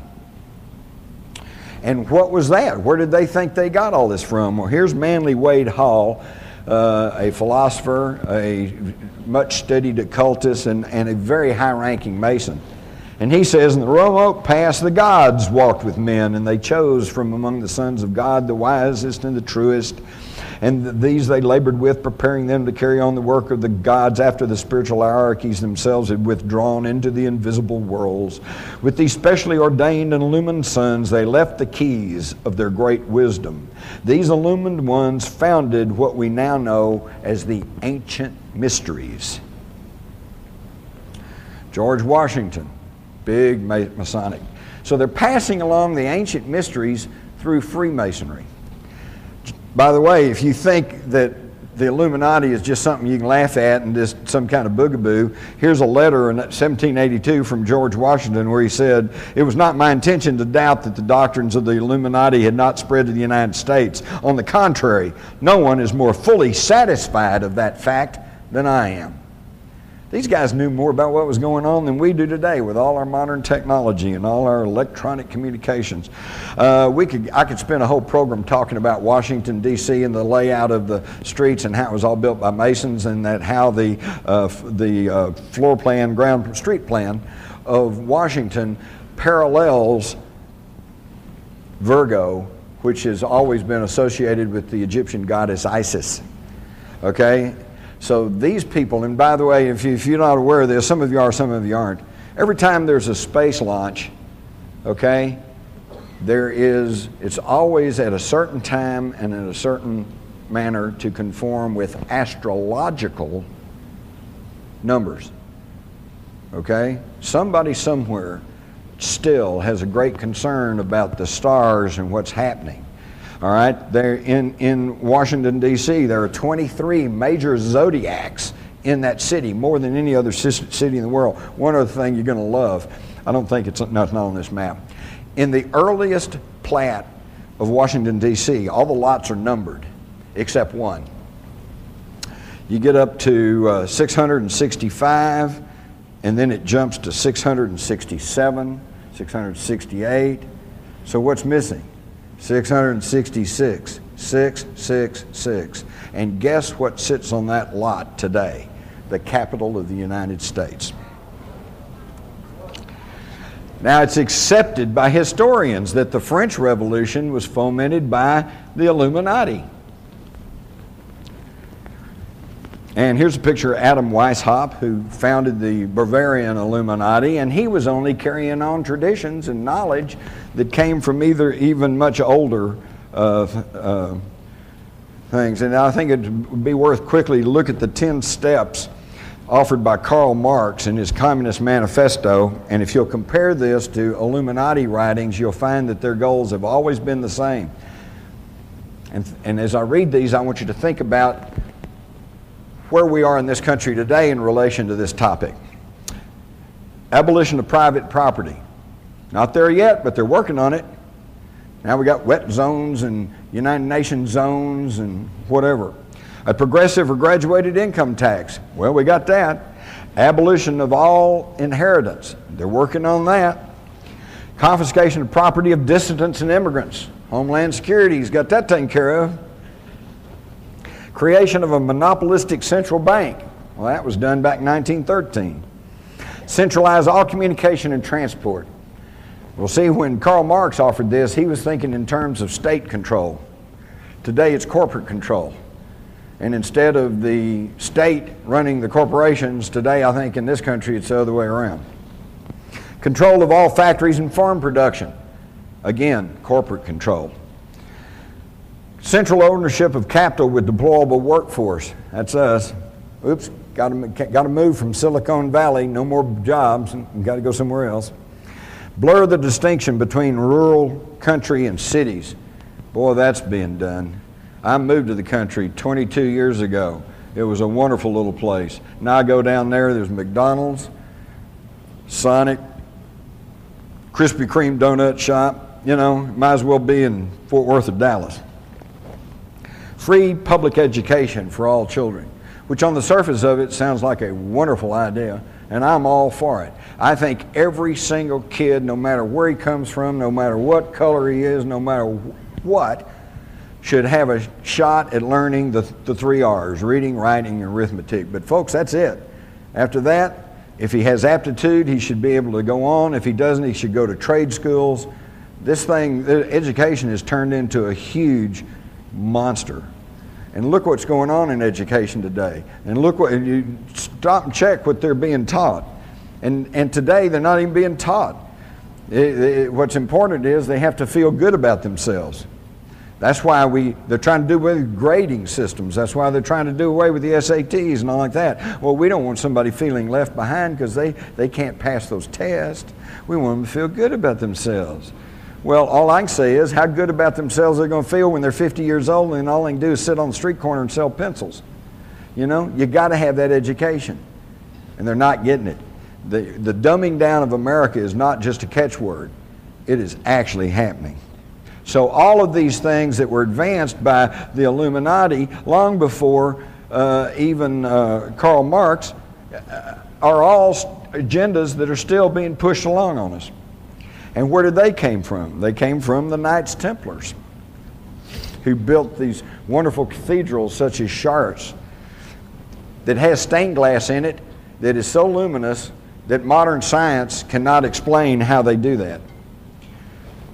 Here's some of the stained glass from Chartres, and you can also see the similarities between the Chartres at the bottom and the Al-Qaeda Mosque in Jerusalem's Temple Mount. They brought back knowledge from the Middle East. Again, look at the striking similarities between these Egyptian artifacts and artifacts in Jerusalem. You've got a black Madonna that you still find in southern France compared to Isis. Over here you've got the winged person from Egypt and another one that was found in a 9th century BC Jewish palace. It's all the same information, folks. It's all the same. We've been taught that here's all these different empires and civilizations. It's all a continuation. This is a great one. At the top, of course, you can see the famous Egyptian winged disc that Sitchin and others says probably represents the planet Nibiru. And in the bottom is a crop circle. Probably a hoaxed one, but it shows that somebody's still thinking in terms of the winged disc. Now this brings us to the mystery of Rennes-le-Château. And for those of you that have read Holy Blood, Holy Grail, the Messianic Legacy and all like that, they go into this in great detail, but they never really quite just tell you what it really is, other than the fact that there apparently is some fabulous treasure buried over in the caverns and cave systems that honeycomb the foothills of the Pyrenees there in southern France. And I was there 2 years ago, and it is an amazing place. It really is, and the stories are all there. Poussin, the artist, apparently was onto some of these secrets, because in this painting up here circled in red, he seems to be giving us a fleeting glimpse of what? The Ark of the Covenant. So there's all of this knowledge that's being passed along. Here is again the Masonic and zodiacal street plans of Washington compared to the same. You see the same geometric designs being used to build Rennes-le-Château. Again, we see the same knowledge being passed down. Here's what you probably don't realize. Rensselaer Chateau is on the far left corner over here, and if you connect these holy sites, you have a geometric pentagram that encompasses a 40-mile circumference area. Any of you that have read Maurice Shaitlin's book know about the Maltese cross that is in the Aegean Sea that you can only connect by getting a map and connecting these sacred sites. Again, ancient knowledge passed along. Some of it lost, some of it gets distorted, but it's all coming down through the secret societies. And where did it all start? It started in southern Iraq, also known as Mesopotamia. In the Bible, it's referred to as the Chaldees or Chaldea. Now, one of the tragic things of the turmoil that's going on in the Middle East is the fact that what you actually have are cousins, family people fighting each other, because the Arabs trace their lineage back to the biblical patriarch Abraham, and the Jews trace their heritage back to the biblical patriarch Abraham. So they're all related, but they can't get along. If we could go back to that, to the map, the Bible tells us that Abraham came from Ur of the Chaldees. So he was not a Jew. He was not even a Semite. He was a Sumerian. And he had knowledge from the ancient Sumerian culture. And he brought that knowledge where? To Egypt. This is where the great Egyptian civilization got started, with the knowledge that was brought out of Mesopotamia. Now we get to the question, and now the rest of it, more knowledge was brought by Moses. Except who was Moses? There is a very cogent argument to be made that Moses is not a name, it's a title. Moses, meaning the pretender to the throne, the one true heir. And now we go and we look at the story of Moses. Oh, he was hidden away as a baby. He was placed in a basket of bulrushes, floated down the river to relatives, raised by foster parents, educated as an Egyptian, believed in the one true God. Now, you know what? If you go back and study about Akhenaten or Amenhotep IV, you find that it's the same story. Hidden away as a baby, placed in a basket of bulrushes, floated down the river, raised by foster family. The foster family were Hebrew slaves. Well, you all know, any of y'all who have adopted or are adopted or are adopting children, your real parents are who raise you, not who gives birth to you. Okay, we all know this. So Amenhotep is raised by Hebrews who instill in him the idea of a one true God. And when he assumes the throne as Pharaoh, he changes his name to Akhenaten, meaning the one who worships Atim, the one true God. And even in the Bible, it says he was an Egyptian or had great knowledge of Egypt, was very powerful in Egypt. How does a Hebrew slave get that? So now that whole story takes on a whole different coloration. And when he is overthrown because he's shaken up the religious hierarchy of the day, which was making tons of money because everybody had to pay homage to all the various gods. They didn't like that, so they overthrew Akhenaten and they banished him. And when he left, he took his family with him, the Israelites or the Hebrews. And they considered him still the one true king, or Moses. But whether or not that's true, we find again that all of the information flows from Iraq or Samaria into Egypt. And of course we know that from Egypt then all this knowledge was centered in the ancient mystery schools of Egypt, which then went on to the ancient mystery schools of Greece and then on into the Romans, and this was our Western heritage. Now, all of this was accumulated regardless of who Moses was, whether he was a title or a name. When the Israelites were sent out of Egypt and freed, they were told to take what you need. Well, some of them I'm sure that meant take some clothing, take some food, but some of them meant take everything that wasn't nailed down. And they took gold, silver, they took scrolls, they took all kinds of things on their travels in the wilderness. And we know that during their travels in the wilderness, they attacked and conquered a variety of people and city-states. And as was the habit in that time, oops, are we out of time? Oh, thank God, I saw something here. Okay, good, we're on track. I got to wrap this up though, because I know you're going to have some questions. So I'll make it quick. So they got this vast treasure hoard, gold, silver, but they've also got knowledge passed down from Samaria. And I'm sure they got tired of lugging all this through the desert. So at one point, Solomon built a huge temple. And part of it, of course, was to worship. Part of it was to house the Ark of the Covenant, their communication device for God, and to house and warehouse all of this fabulous treasure. So what happened to it? Interestingly enough, when the Romans took Palestine, they didn't just move in and conquer it. They worked a deal. They said, look, if you'll let us, you can keep your king and you can keep your lifestyle if you'll just pay homage to Rome. And they said, okay, and King Herod was installed, built his palace over the old, at the same place as the old Solomon Temple, there on the Temple Mount in Jerusalem, which is now, of course, a Muslim mosque, the Dome of the Rock. But then the Jews began to chafe under the Roman leadership, and in 66 AD there was a revolt.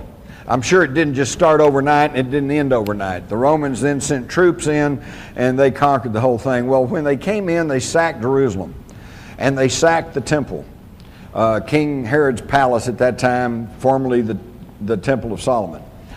But they didn't get everything, because the Jews knew what were happening, and they took everything they could and they buried it under the temple in a series of cave systems and stuff, and they carefully hid it away from the Romans. But the Romans nevertheless got a good portion of it, maybe even half or something, but they got a good portion.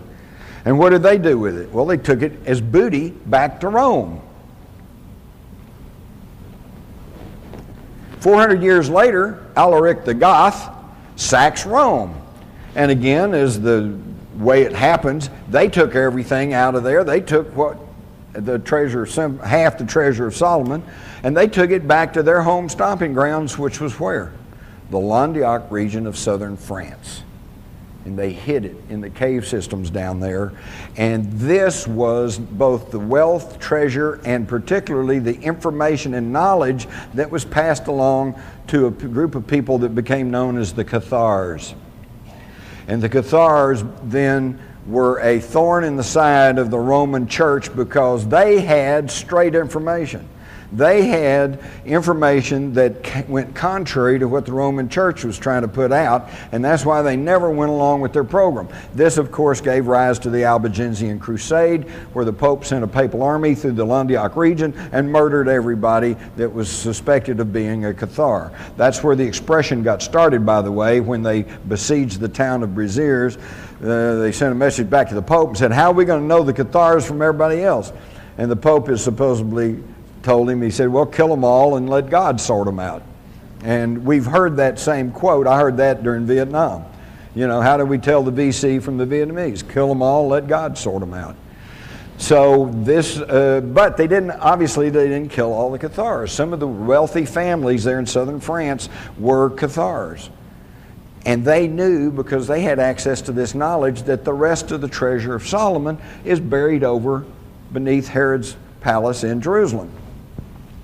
So they fomented the Crusades, ostensibly to retake the Holy Land, but in reality these French families, the Blanchards and Saint Bernard and these folks, they knew this treasure was over there and they wanted it.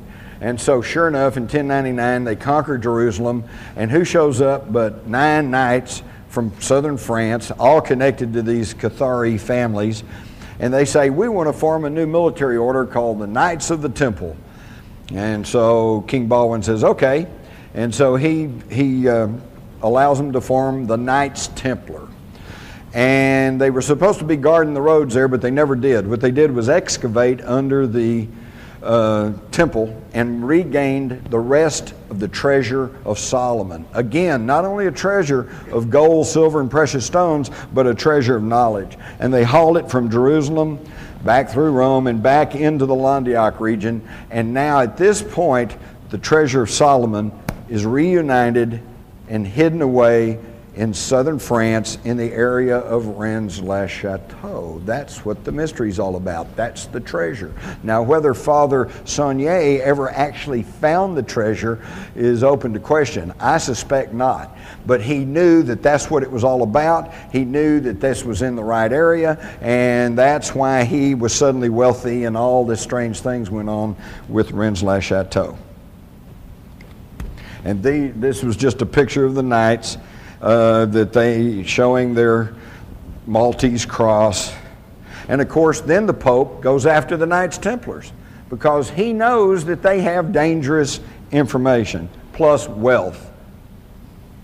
What happened to the reunited wealth near Rennes-le-Château?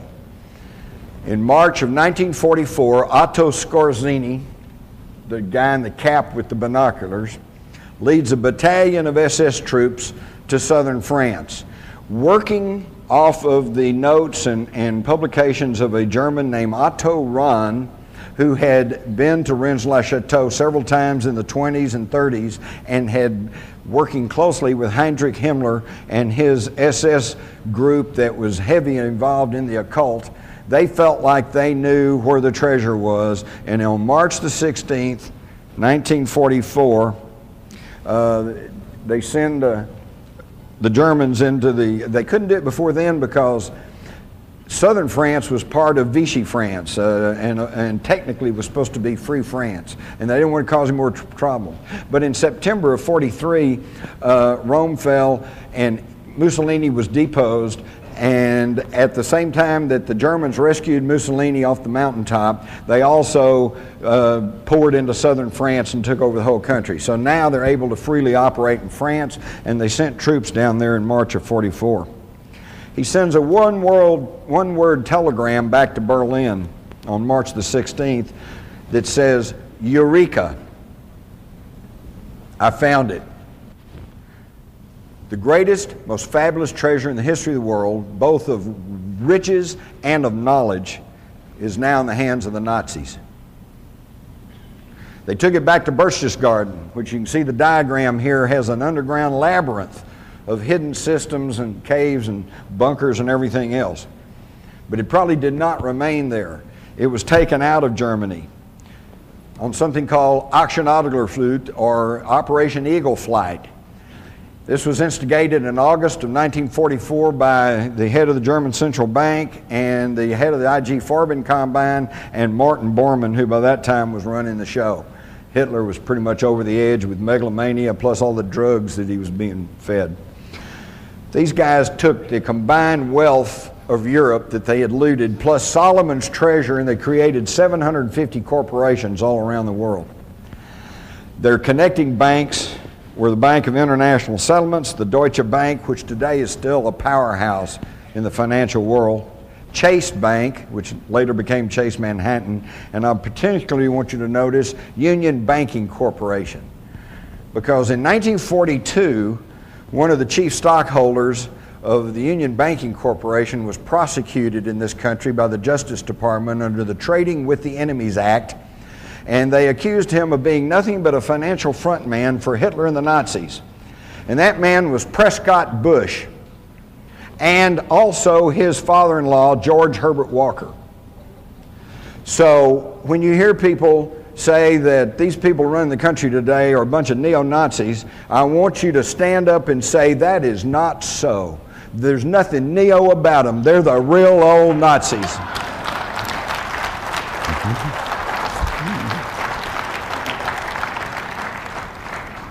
And the attorneys for the Schroeder Bank, which was one of the chief connecting banking operations, was a law firm in New York, Sullivan and Cromwell, and their leading attorneys who worked with the Nazis was John Foster Dulles and Allen Dulles. John Foster Dulles, Secretary of State under Eisenhower, the guy that brought us the Vietnam War, and Allen Dulles, of course, who was one of the longest-running CIA directors, who then sat on the Warren Commission to determine what happened to John Kennedy. All roads lead back to Sumer. You hear about the Babylonian civilization, the Akkadian civilization, etc., etc. These were nothing more than just de-evolution of the original Sumerian civilization, and I'm not going to bore you with that, although if we could get the graphic back up, you might want to notice that in this ancient stele up here, circled in red, this dates back about 3,000 or 4,000 years before the Bible was ever written down, and it correctly shows the size and placement of the planets in the solar system. How'd they know that? Well, of course, we know how they know that. I'm not going to get into this. This is Sitchin's material. Others are now finding this out. 425,000 years ago, the Anunnaki came to Earth. And we know this because it was written down in ancient tablets that are still in existence. But where are they? Most of them are in Iraq, the one place you can't go. And we'll skim through this. You know, most of you know the story of the Anunnaki, okay, and how that there was wars broke out between them. We also know that they claimed that they took a primitive Earth female, shall we call her Lucy, and they manipulated her DNA, did some genetic engineering, and came up with a worker race, which I think goes far to explain the absence of the missing link. There is no missing link. He had Neanderthal, and then his DNA genetic makeup was tweaked, and then you had Cro-Magnon, modern man. We could go into the similarities of the names and the writings, but let's rush on through. It's also interesting that the ancient Sumerian tablets also give the exact same account of the biblical flood, with the only notable exception. There's two notable exceptions.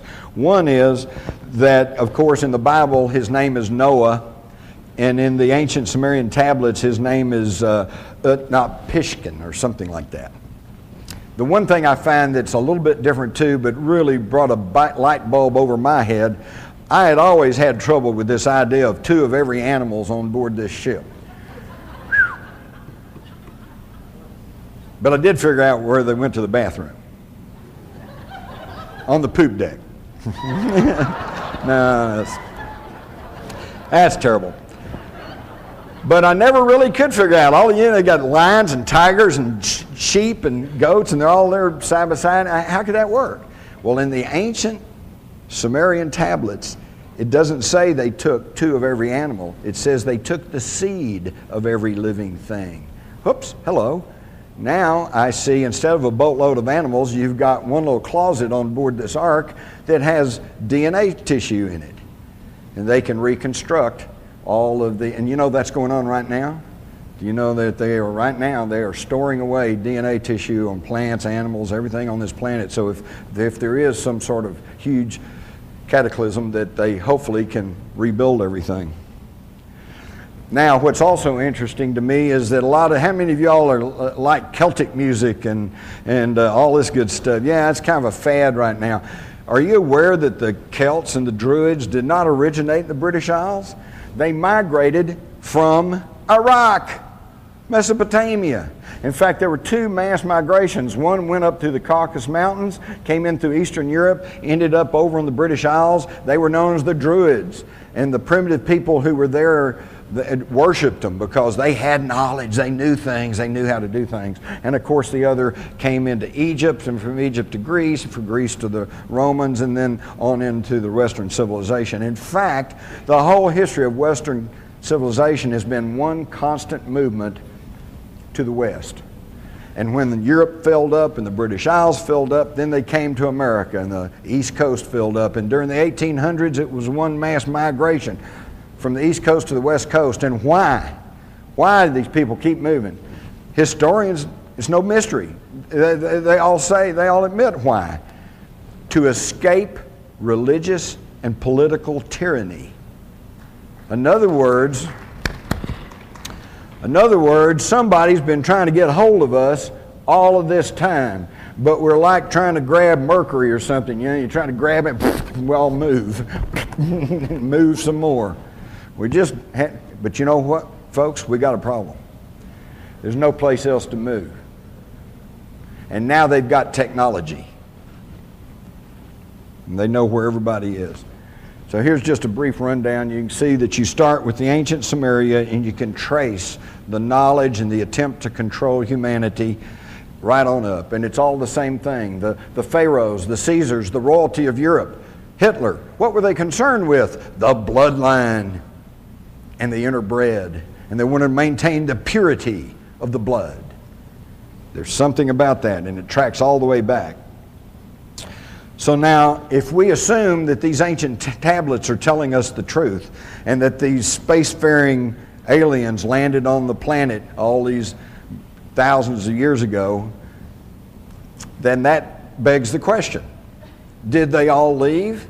Or did they all, or at least a portion of them, stay behind? It's an either-or thing. They either all left, or some of them, or all of them stayed behind. So which is it?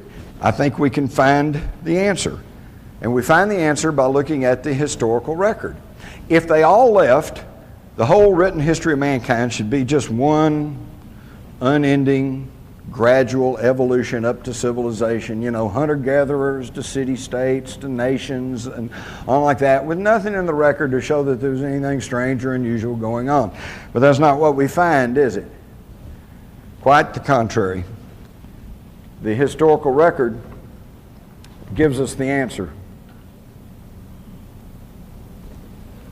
It's the great Los Angeles air raid. If you look closely, you can see the saucer caught in the searchlights.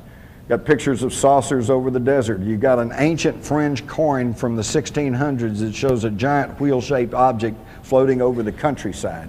You've got alien autopsy. You've got the triangles. You've got a Billy Mayer picture over here in the crop circles, and of course the occult that's been with us all the time, which is just strangeness that nobody knew how else to explain. And of course, all of the sightings of UFOs, cattle mutilations, the whole thing. Somebody's still here. But if they're still here, then what's going on? I feel like there's three possibilities, because we have clearly established that there is a small ruling elite that wants to rule the world. And we've also established that these ancient astronauts apparently are still around, at least some of them are. So this leads to three possibilities. Either the ruling elite are trying to contact these ancient creators, or number two, they've already contacted these ancient creators and are being controlled or guided by them. Or number three, they are the ancient creators, the ancient serpent kings of legend, the ones who have been trying to corral and control humanity from the get-go. And now they're getting close to realizing this, because now they have the technology to do it. So now we have to ask ourselves, these people, these same bloodlines, these same people, what are the odds that the Bushes, who is the leader of the free world, and the Windsors, who are the leaders of what's left of the British Empire, what's the odds that these two families that are blood related, so you're actually talking about one family, are running the Western civilization? What are the odds of that? More details and ruled by secrecy. And I thank you for your time, and I hope I've helped put some of this together for you.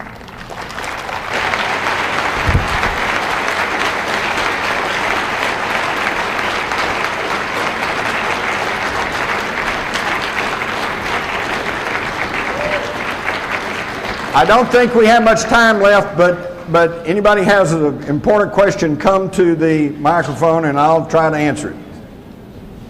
Yes, Colonel. Jim, in speaking about the Skull and Bone Society as a recruiting and grooming tool for the world government, you said that they find those with ability, and quote, who are more compliant. What evidence you have for that more compliant part?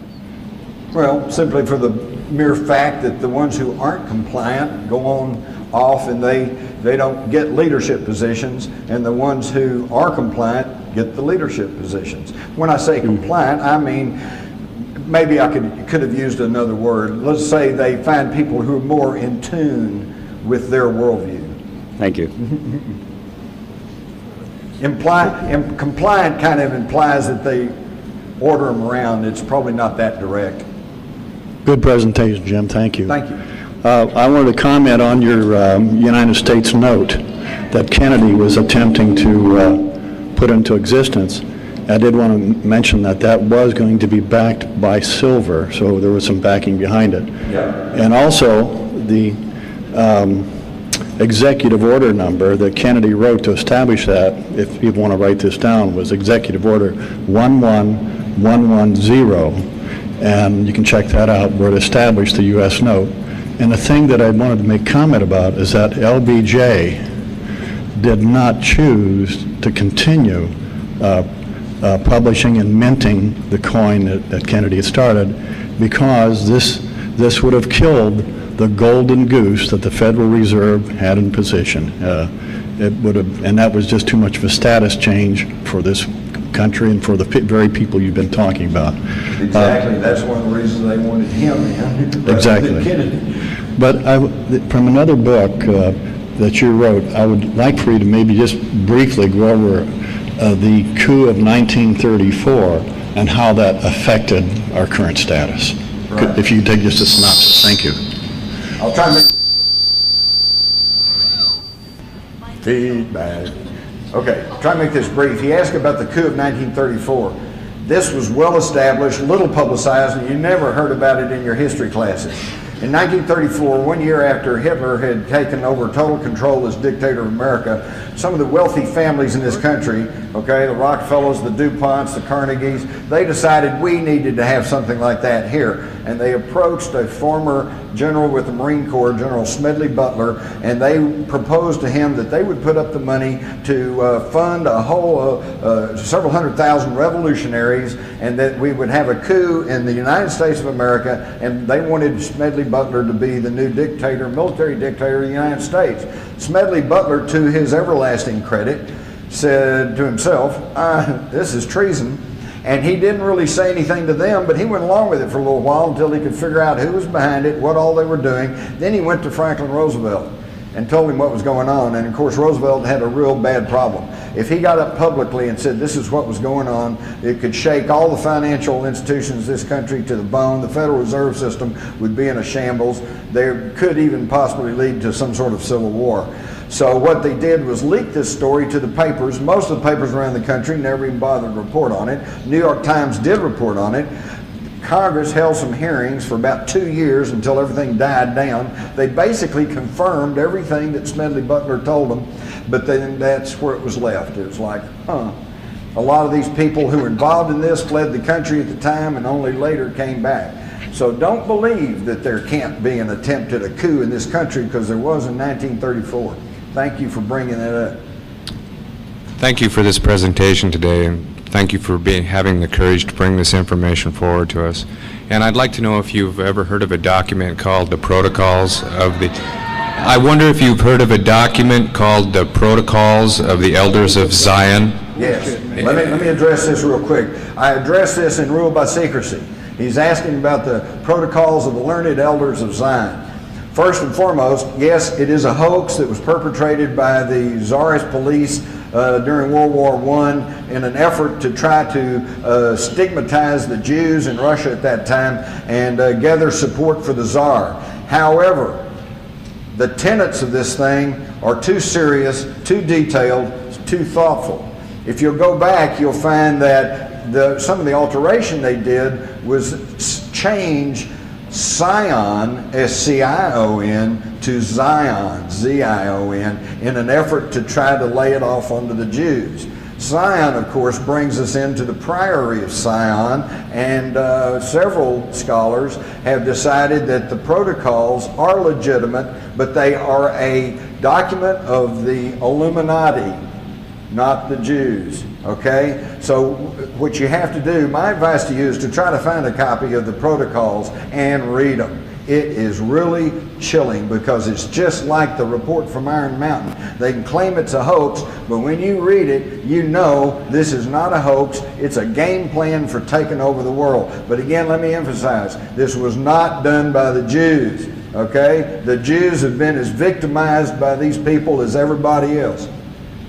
Yeah, I have one correction on your timeline. You said Eisenhower and Dulles got us into the Vietnam War. Eisenhower kept us out of Dien Bien Phu when the French were trying to get us into the war.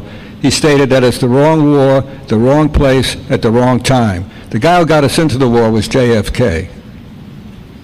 Well, I would disagree with you on that, although what you said essentially is correct. The reason that they didn't want to go in with the French is because they didn't want the French in there. They wanted to wait and let the French get run out so that we wouldn't have any competition when we moved in.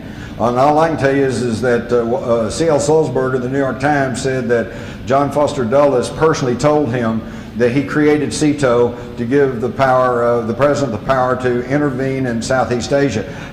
I do agree with you. I think Eisenhower, being a general and having come through a world war, was hesitant to get us involved in a war over there. That's why all he did was start to send military advisors. And that's all JFK did. He increased them. When he took office, there were like 5,000 or 6,000 military advisors in Southeast Asia, and by the time he was assassinated in fall of '63, that had been increased to like 12,000. So there were, but they were military advisors, okay? And yes, they went out on patrols, and yes, if they got in a firefight, they would shoot back to defend themselves, but it was only Lyndon Johnson that put ground combat troops in Vietnam and ordered up Rolling Thunder, and that's when the war really got underway. Yeah. Jim, I was wondering if you could offer any comments on FEMA, also its authority and possible place and role in this game. I got a question for you all. Since when is it the job of FEMA to investigate the tragedy of the space shuttle? And since when is it the job of FEMA? Who investigated the World Trade Center bombing? Was it the New York Fire Department? No. Was it the New York Police Department? No. Was it the FBI? No. It was FEMA. And what did FEMA do? They hired 26 structural engineers, rushed them through there, let them go there for a day and a half, wouldn't let them look at most of the stuff, already were shipping the metal out of there, would not allow them to do tests on it. The head of the panel even complained, but then based on what little they got to see and what they were told, they finally issued a report and said, well, airplanes hit the building, I guess the temperatures got high and they all collapsed. There was no investigation and it was all covered up by FEMA. What about constitutional power or possible place in this whole power game? Constitutional power? Well, you know, we have a constitution, and don't anybody get me wrong, you know, the form of government that we pay lip service to in this country, I will be the first to agree, is the finest that has ever been put together in the history of this world. Our problem is not the Constitution, the Bill of Rights, the Declaration of Independence. Our problem is that we're not adhering to it. We're not following the Constitution of this country. When the President of the United States gets up and says, my lawyers have informed me that I don't even have to consult with Congress to go fight a war over in the Middle East, he obviously has not read the Constitution of the United States, because it plainly states that only Congress shall have the power to declare war.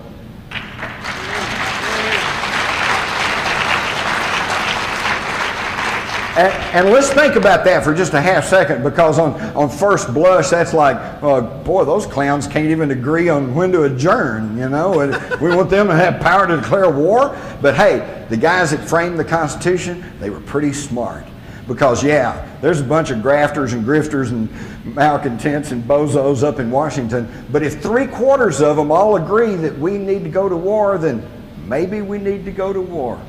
And if they can't agree, if they can't get 3/4 of a vote of Congress, then we probably don't need to be going to war. So it's a pretty smart system, and our problem is we're not following it. Thank you. Hi, Jim. Hi. David Icke had a big sold-out conference in London recently, talking about exactly the same subjects.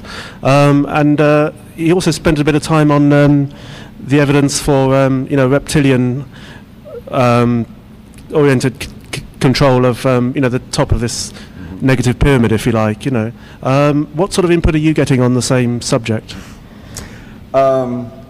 It's interesting because when you follow the evidence, you just kind of get there. But let me tell you something. I met David Icke, and I kind of like David. And it's interesting because I wasn't even aware of him until at the last moment writing Ruled by Secrecy. And yet we were both following the evidence, and we were both running pretty parallel. The big difference is this. Along with my newspaper background, I also augmented my low reporter's pay by working and dabbling in public relations and advertising. And I know enough about public relations that I don't believe I'm going to really win friends and influence a lot of people by publicly calling the Queen Mother of England a 200-year-old reptilian cannibal. It's not to be saying it's not true, it's just I'm just saying I'm not saying that. Thanks. Have I got just one very quick one, if that's okay? You were talking about intervention in evolution. What's information have you got on this thing about rhesus negative blood and possible link with alien abductees as well?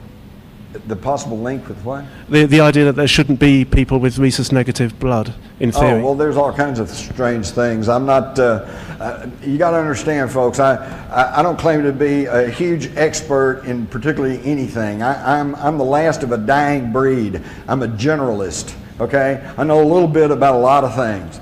And I want to tell you something, I think that's sorely missing in this country today.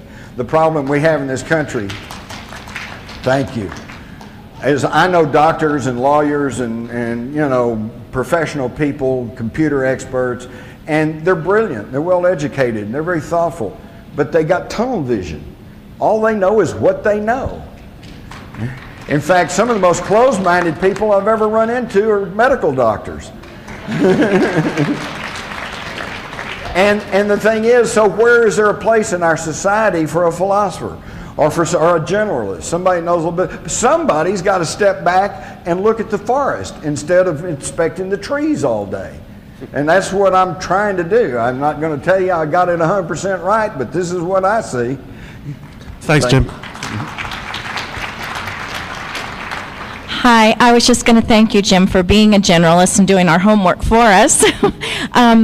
What I think is really frightening is that most Americans aren't aware of what is in the Homeland Security Act, including myself. Including Congress. They don't know what's in there.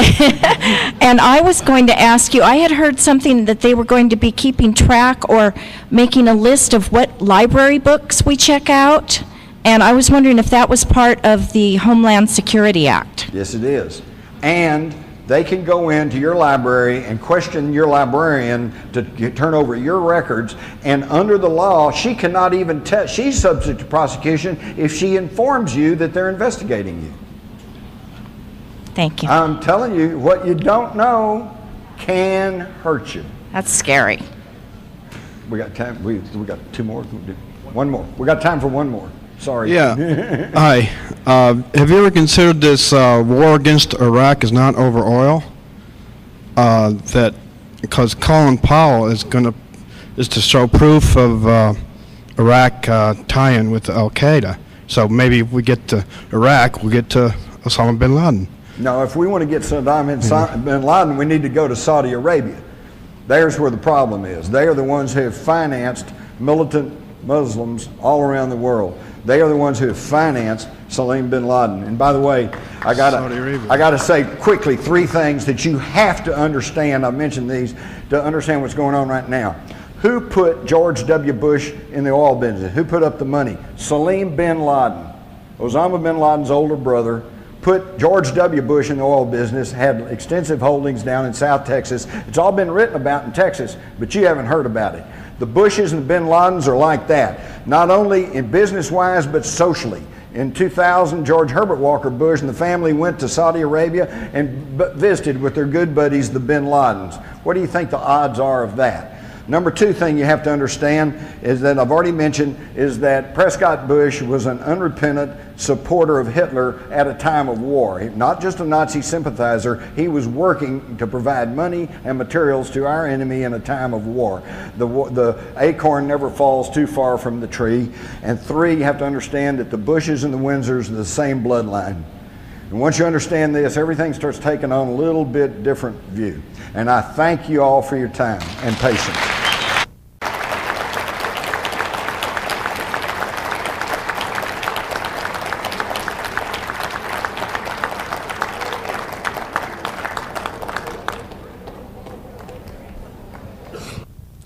Thank you. Mike, please. Thank you, Jim. Just bloody awesome, guys.